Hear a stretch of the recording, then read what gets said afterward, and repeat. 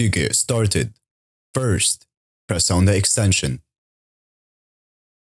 We have many different functions in this extension. We will use extract sale listings.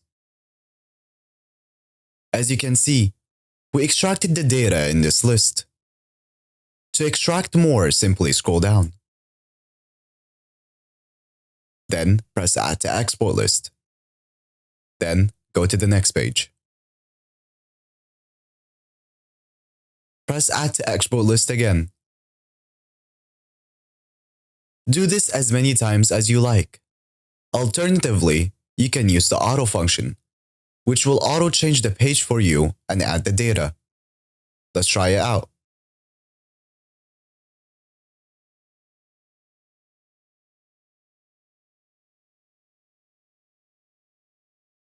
Once you're satisfied with the amount you extracted, press Stop.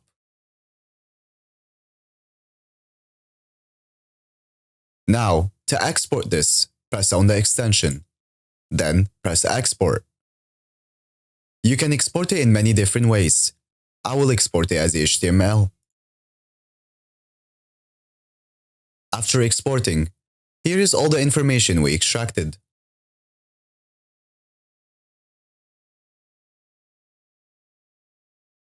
Let's try one more function.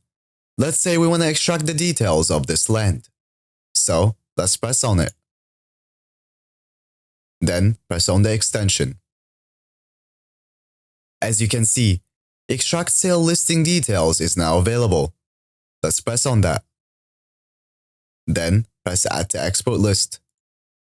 Then again, to export this, press on the extension. Then press Export. After exporting, here is all the information we extracted.